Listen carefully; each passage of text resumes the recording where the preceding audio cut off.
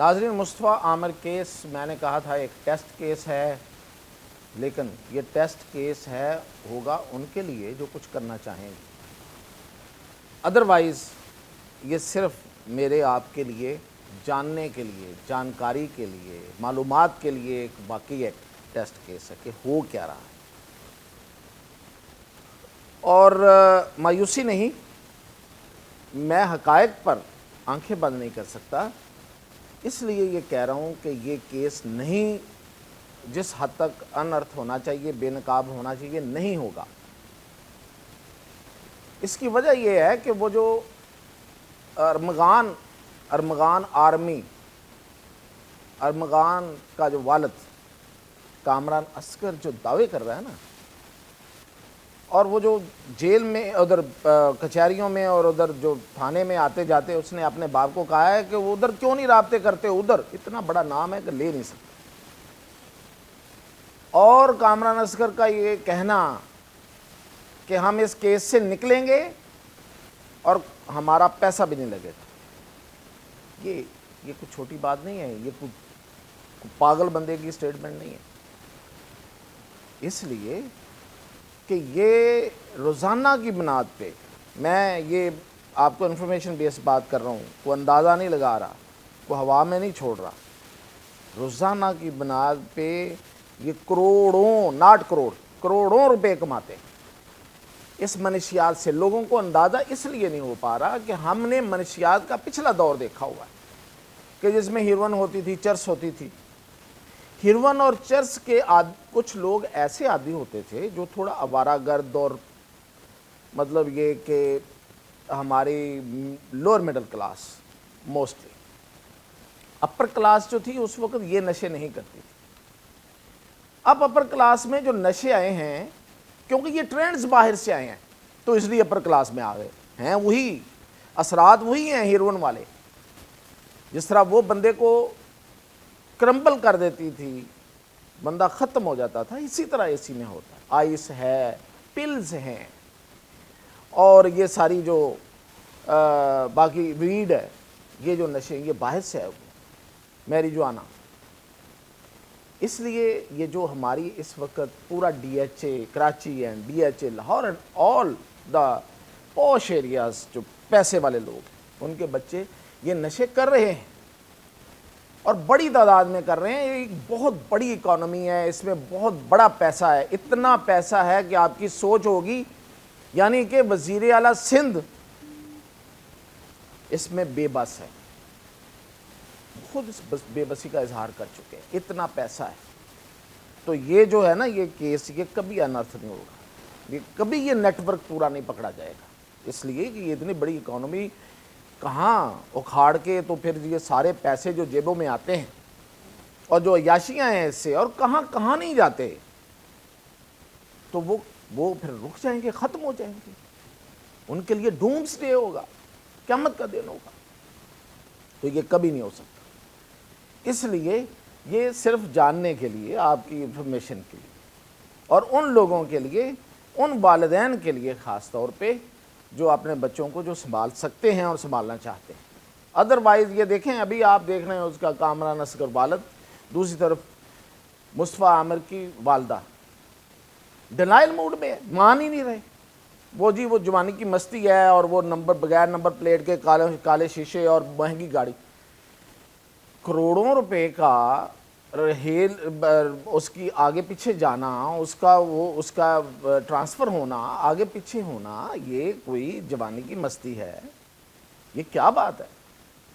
یہ کہاں سے آ سکتے ہیں؟ مجھے یہ بتائیں وہ کون سا کاروبار ہے جس سے کروڑوں روپے جنریٹ ہوتے ہیں؟ یہی کاروبار ہے. اصل میں نے آپ کو بتایا تھا کہ یہ لڑائی جو تھی یہ ٹیک اوور کی لڑائی تھی. یہ ایک گروپ سے دوسرے گروپ کا ٹیک اوور کرنا تھا، ورنہ یہ انٹرنیشنل ریکٹ ہے. اس کا والد باہر ہے اور وہ انٹرنیشنل ریکٹ ہے یہ. اور یہ جو میں ابھی کل آپ کو، یہ میرا وعدہ آپ سے، میں آپ کو بتاؤں گا کہ یہ جو کال سینٹر ہے یہ کیا ڈرامہ ہے، یہ کیا ہوتا ہے اس سے. یہ جو کال سینٹر ہے یہ ایک انٹرنیشنلی یہ ڈرگ ڈیلنگ کا ایک کام ہے. دوسرا بھی ہے فراڈ، پورا فراڈ بتاؤں گا کہ کیا کیا فراڈ ہوتے ہیں. یہاں سے بیٹھ کے دوسرے ملکوں میں فراڈ ہوتے ہیں. لیکن اس کا ایک دوسرا پیرلل جو کام ہے اس کے ذریعے جو کیا جاتا ہے وہ ہے ڈرگ پہنچانا. جو ڈیمانڈ ہے اس کو چیک کرنا, اور اس ڈیمانڈ کو, یہ نہیں ہوتا, یہ پوری ایک نیٹ ورکنگ ہے. ضروری نہیں ہے کہ وہ پاکستان سے ڈرگ جا رہی ہے. آپ ڈیمانڈز بتاتے ہیں, فلاں فلاں جگہ پہ اتنی ڈیمانڈ ہے, فلاں چیز کی اتنی ڈیمانڈ ہے, وہ لوکل جو پرووائڈر ہے وہ وہاں پہ پرووائڈ کر دیتا ہے, تو آپ کا حصہ آپ کے پاس. یہ انٹر لنکڈ ہے پوری دنیا میں. جو پاکستان میں ڈیمانڈ ہے وہ یہاں کی کوئی اور بتا سکتا ہے باہر سے بیٹھا ہوا, یہ دوسرے ملکوں میں جو موجود ڈیمانڈ ہے ان کو بتاتے ہیں یہاں سے بیٹھ کے. یہ اتنا بڑا نیٹ ورک ہے, اور اتنا اس میں ڈالر اور روپیہ سب کچھ ہے. تو اس لیے اس کا پکڑے جانا, اس کو بہت ایک میرا نہیں خیال کہ یہ کوئی ممکن بات ہے. تو یہ کوئی خیال ذہن سے نکال دیں. ہاں, اس میں دیکھیں یہ جو پلز ہے نا, یہ میں کوئی مطلب اس سے مقصد لوگوں کو یہ بتانا نہیں ہے کہ پلز بھی ہوتی ہیں اور وہ اس طرف چل پڑیں. اتنا کچھ ہے, میرے بتانے سے کیا ہوتا ہے, میں تو صرف سینسٹائز کر رہا ہوں. یہ پلز ہے نا جو, ان کا ہر پل کا, یہ جو گولیاں ہیں, نشے کی گولیاں, چلیں عام فہم میں ان کو پلز وہ کہتے ہیں, ممی ڈیڈی پلز لیتے ہیں. اور میں آپ کو بتا رہا ہوں کہ نشے کی گولیاں مختلف گولیاں ہیں, ہر گولی کا ایک خاص طریقہ ہے ان کا استعمال کا. جی, جیسے ڈاکٹر بتاتا ہے نا, اسی طرح اس کے ماہرین ہیں. یہ پل ہے, اس کے ساتھ اتنا لوگوں کا گروپ ہوگا جو یہ پل لیں گے. اس پل کے بعد کیا ہوگا وہ پورا ان کو پھر پورا ایک سلیبس ہے, پورا ایک ان کا مینول ہے, پورا بتایا جاتا ہے کہ کیا کیا ہوگا. اس کے ساتھ کون سا میوزک چلے گا, لائٹ کیسی ہوگی, وہ پوری انوائرمنٹ کیسے کریٹ کرنی ہے. یہ ماہرین ہیں اس کے, وہ لائٹ کریٹ کرتے ہیں, لائٹ بناتے ہیں, پورا انوائرمنٹ کریٹ کرتے ہیں, اس میں وہ میوزک دیتے ہیں, اتنے لوگ بٹھاتے ہیں, وہ پلز لیتے ہیں. اس کے بعد پھر وہ ایک ٹرانس میں جاتے ہیں. وہ اتنے گھنٹوں کا ہوگا, اتنے ایک مطلب 24 آور کا ہوگا, ایون 48 آورس کا بھی ہوتا ہے. تو اس میں وہ پھر جو ہے نا وہ لوگ اس ٹرانس میں رہتے ہیں. تو وہ باقاعدہ ایک علیحدہ سے فی ہے, یعنی کہ پل کا پیسے علیحدہ, اور وہ پورے انوائرمنٹ کریٹ, جو جہاں پہ یہ انوائرمنٹ بنایا جاتا ہے باقاعدہ وہ جگہیں وہ علیحدہ پرووائڈ کی جاتی ہیں. یہ اتنی بڑی انڈسٹری ہو گئی ہے, اس میں انہوں نے باقاعدہ اپنی سائنس بنا لی ہے, وہ سائنس گھس گئی ہے اس میں, اور پھر یہ ایڈکشن ہو جاتی ہے ظاہر ہے. اور وہ جو ٹرانس ہے جس میں وہ چلے جاتے ہیں, اس ٹرانس میں پھر کیا کچھ ہوتا ہے, اس کی ایڈکشن اپنی ہے. اور یہ وہ ایڈکشن ہے جو لوگوں کو نہیں نکلنے دیتی اس سے. پڑھے لکھے ہوئے, پڑھے لکھے لوگ, پیسے والے لوگ, سینسیبل جنہیں آپ کہہ سکتے ہیں, ظاہر ہے غریب آدمی اتنا سینسیبل نہیں ہوتا, اتنا ویل انفارم نہیں ہوتا, وہ اس میں انوالوڈ ہے. اس لیے کہ یہ ایڈکشن ہے, اور یہ کوئی 3 طرح کی ایڈکشن ہے. یعنی ایک تو اس نشے کی ایڈکشن, ایک اس انوائرمنٹ کی ایڈکشن, اور اس کے نتیجے میں جو اس کے بعد جو ہونا ہوتا ہے, اور ظاہر ہے کہ اس میں سیکس اور ایوری تھنگ ہوتا ہے, تو اس کی ایڈکشن. تو یہ اتنی بڑی طے در طے جو ایڈکشن ہے, اس سے کون نکلتا ہے, کیسے نکلا جا سکتا ہے. ورنہ یہ گولیاں, یہ جو نشہ ہے یہی کافی ہے. یہ آئس تو پتہ نہیں کیا کرتی ہے لوگوں کے ساتھ, ہیروئن سے بھی زیادہ خطرناک, ویڈ. اب یہ جناب تیسرا کریکٹر ساجد حسن صاحب, میرے بچے کا اس کیس سے کوئی تعلق نہیں ہے.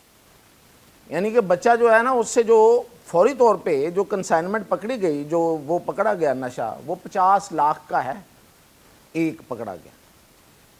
اور مجھے جی یہ کوریئر کمپنی کے ذریعے بیرون ملک سے آتی ہے. وہ پاسبل ہے اگر کوریئر کمپنی کے ذریعے یہ ساری چیزیں آ سکتی ہیں تو سبھی ڈرگ سمگلر بن جائیں. پھر یہ درمیان میں باقاعدہ لوگ ہوتے ہیں کوریئر کمپنیز میں, ان کو جان بوجھ کے چھپایا جاتا ہے, کیونکہ یہ کاروبار کا تو رہنا ہے نا. ایک آدھ کریکٹر تو پکڑے جائیں گے, 1 2 3 4 کریکٹر کا پکڑے جانا کوئی بڑی بات نہیں ہے اتنے بڑے نیٹ ورک کے لیے, اور جو اس کو چلا رہے ہیں اور جو اس سے پیسہ نکال رہے ہیں ان کے لیے یہ کوئی بڑی بات نہیں ہے. ایک ارمغان گیا تو کوئی اور آ جائے گا, وہ جا نہیں رہا. ویسے میں آپ کو بتا رہا ہوں, میرا زور اسی پہ. مصطفیٰ تو ویسے ہی وہ اس کی جیلسی کی وجہ سے مارا گیا, اور اس کا جو وہ ٹیک اوور کر رہا تھا اس کا بزنس کسی کے کہنے پہ, اتنا وہ نہیں ہوا تھا ابھی، لیکن وہ کسی کے کہنے پہ اس کا بزنس ٹیک اوور کرنا چاہ رہا تھا. اس نے کہا اس کو ہٹاتے ہیں رستے سے. جس طرح سے اس نے پھر اس کا جو مرڈر کیا ہے، یعنی کہ آپ انگلش فلموں اور انڈین فلموں میں یہ سین دیکھا کرتے تھے، اب وہ ریئل میں ہوتے ہیں. تو وہ عام آدمی تو نہیں کر سکتا. تو یہ تو ٹیک اوور کا کیس تھا، یہ تو نہیں جا رہا. لیکن چھوٹے موٹے کریکٹر، ساجد حسن کا بیٹا فلاں فلاں ہے وہ، میں جی میرا اس کیس سے کوئی تعلق نہیں ہے، میں تو ایک اداکار ہوں. بھائی کروڑوں کا بزنس ہو رہا تھا، شادی شدہ ہے، آپ کے گھر میں رہ رہا ہے، بے شک آپ کرائے کے گھر میں رہ رہے ہوں، کروڑوں کا بزنس کر رہے ہوں، تو اس سے کیا ہوتا ہے؟ تو یہ ساری کہانیاں اسی طرح چلیں گی. اسی طرح آپ کو وہ یہ بھی ایک انٹرٹینمنٹ آپ سمجھیں، یہ بھی ایک انٹرٹینمنٹ ہوگی، اور پھر یہ ٹائیں ٹائیں فش ختم ہو جائے گا. لیکن یہ بزنس اپنی جگہ پہ ہے اور اس کو روکنے والا ابھی تک مجھے کچھ نظر نہیں آ رہا. یہ اس لیے میں بات کر رہا ہوں بار بار کہ آپ کو سینسٹائز کر سکوں جو اس کے خلاف ہیں اور جو چاہتے ہیں کہ یہ نہ ہو. چاہنا تو چاہیے، کم از کم یہ دل میں تو برا چاہنا چاہیے، کمزور ترین ہے ایمان کی نشانی. لیکن یہ تو ہو، اگر ہم اس کو روک نہیں سکتے تو یہ اتنا بڑا بزنس ہے اور اتنی بڑی اکانومی ہے.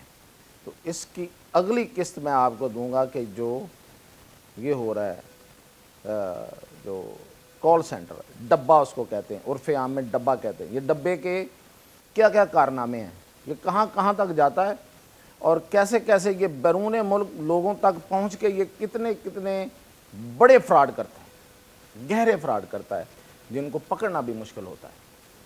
تو مزید اپڈیٹ کے لیے تک کی اجازت دیجیے.